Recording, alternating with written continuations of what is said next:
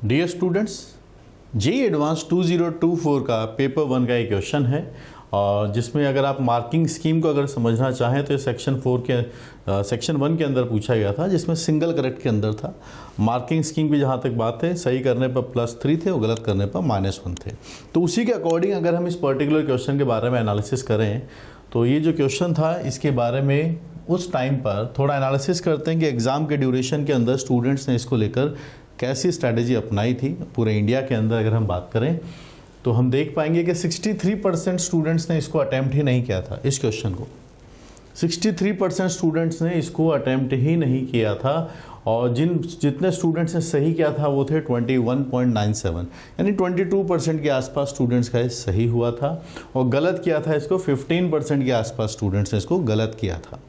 तो आप अपने हिसाब से डिसाइड कर सकते हैं कि आप किस कैटेगरी में अभी आज के टाइम पर जा रहे हैं। तो ये था इसका रियल एनालिसिस। अब हम इस क्वेश्चन को सॉल्व करते हैं। चलिए, सॉल्व करने के लिए इस क्वेश्चन को आप देखिए कि क्या पूछा गया है, उसके बारे में हम बात करते हैं। f(x) is a continuously differentiable function on the interval from 0 to infinity और f(1) की वैल्यू है 2 और एक लिमिट लगी हुई है t टेंड्स टू x है और t to the power 10 f(x) minus x2, मतलब लिमिट एक अपने पास बनी हुई है। लिमिट के बारे में यहाँ पर बहुत ही एक इम्पॉर्टेंट कॉन्सेप्ट आएगा कि अगर यहाँ पर लिमिट t पर है तो जब आप एलोपिटल लगाने की अगर कोशिश करेंगे तो ये लिखा हुआ है limit t tends to x है अपने पास और यहाँ पर है अपने पास, ये बन जाएगा t power 10 f(x) minus x to the power 10 f(t) upon t to the power 9 minus x to the power 9 is equal to 1। Form को चेक कर लेते हैं। यहाँ से अब आप देखेंगे तो ये आ रहा है आपके पास है 0/0 फॉर्म। t को x रखा, 0/0 फॉर्म आता है। लिमिट है t टेंड्स टू x लिखा हुआ है, तो यहाँ से डिफरेंशिएट करते हैं। t भी वही है जो यहाँ पे लिखा हुआ है, तो आपके पास से याद रखिएगा लिमिट t पर है तो हमें आदत होती है x के रिस्पेक्ट में डिफरेंशिएट करने की ना, थोड़ा होल्ड ऑन करेंगे। t के रिस्पेक्ट में डिफरेंशिएशन करेंगे जब एलोपिटल लगाएंगे, न्यूमरेटर का डिफरेंशिएशन अपॉन डिनोमिनेटर का डिफरेंशिएशन, ठीक है। और ध्यान रखिएगा जब t के रिस्पेक्ट में करेंगे तो x को हम कांस्टेंट की तरह ट्रीट करेंगे। तो यहाँ पर t पावर 10 ये बन जाएगा ये वाला और f(x) रहेगा सेम, क्योंकि ये कांस्टेंट है, x का फंक्शन है। x पावर 10 कांस्टेंट रहेगा और इसका डिफरेंशिएशन बनेगा f(t). यहाँ पर t पावर 8 बन जाएगा और x के रिस्पेक्ट में 0, सामने है 1। अब जब हम लिमिट लगाएंगे तो जहाँ जहाँ t लिखा हुआ है वहाँ सब जगह हम x से रिप्लेस कर देंगे। So it is x to the power 9 f(x) minus x to the power 10 f(x) upon 9x to the power 8 is equal to 1। Simplify करते हैं तो यहाँ से आपके पास से 10x आता है और ये है f(x), x पावर 8 कैंसिल हो जाएगा, माइनस x का स्क्वायर है और ये है f(x), ठीक है। और यहाँ से सामने डेटा बनेगा दैट इज़ 9। तो ध्यान से देख लेंगे, पावर 8 है 1 बचा, पावर 10 है 2 बचेगा, ये डेटा बना। अब जैसा ये हमें दिख रहा है, अगर हम देखें इसको थोड़ा और सिंप्लीफाई करने की कोशिश करें तो आप इसको लिख सकते हैं, x² से डिवाइड कर देते हैं। So we are having 10/x f(x) minus f(x) is written as 9/x²। तो x² से डिवाइड कर दिया। अब आप थोड़ा इसको देखेंगे तो ये चैप्टर को जहाँ कनेक्ट होता है लिमिट को सॉल्व करने के बाद, ये जो बन रही है ये है डिफरेंशियल इक्वेशन का क्वेश्चन। तो डिफरेंशियल इक्वेशन की तरफ हम बढ़ते हैं और डिफरेंशियल इक्वेशन के अकॉर्डिंगली इसको आगे लेकर सॉल्व करने की सोचते हैं। तो वहाँ पर हम एक काम करते हैं, y को ले लेते हैं f(x) और तो आपके पास f(x) जो है वो बन जाएगा dy/dx। तो यहाँ से आप देखेंगे तो पहला बनेगा 10/x y minus dy/dx is equal to 9/x²। So on further solving we can have it as dy/dx minus 10/x times y, it is minus 9/x², and which is linear differential equation. It is linear differential equation. Linear differential equation के अंदर हमें एक integrating factor लेकर आना होता है। Integrating factor वो आएगा e to the power y का कोफिशिएंट होता है -10/x dx, -10 है और यहाँ से बन जाएगा log x, 1/x का इंटीग्रेशन log x, और यहाँ से आप थोड़ा और सॉल्व करेंगे तो log है x टू द पावर -10 बनेगा, e और log हट जाएंगे, x to the power -10, so it is coming as 1/x to the power 10। Linear differential equation अगर नहीं पढ़ रखा है तो कॉन्सेप्ट आप रिवाइज कर लीजिएगा, ठीक है। ये होती है लीनियर डिफरेंशियल इक्वेशन। fx में अगर आप नहीं आइडेंटिफाई कर पा रहे हैं, कुछ प्रैक्टिस के बाद हर बच्चा यहाँ भी सीख जाता है, ठीक है।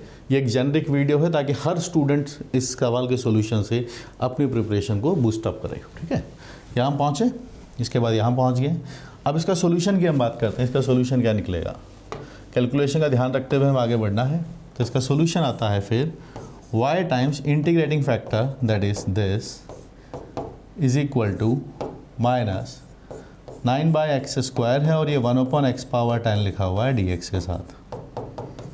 -9 है तो आपके पास से बन जाएगा x to the power -12 dx, -11/-11 plus c, ठीक है। इंटीग्रेट कर दिया x पावर -12 को। सो क्या हमारे पास फाइनली आने वाला है उसको थोड़ा हम देख लेते हैं। So we are having y times x power 10 is equal to, आपके सामने लिखा हुआ है माइनस और माइनस आपका कैंसिल हो जाएगा, 9/11 आएगा, 9/11 है and it is x power 11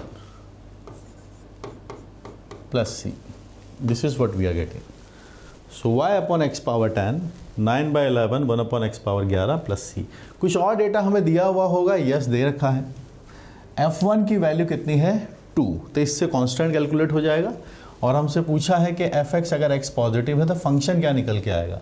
तो एग्जैक्टली बस हमें कांस्टेंट की वैल्यू ही आगे कैलकुलेट करनी है, and which is f(1) is 2। तो यानी ये किसका वैल्यू है y का, तो इट इज़ 2/1 9/11 प्लस c।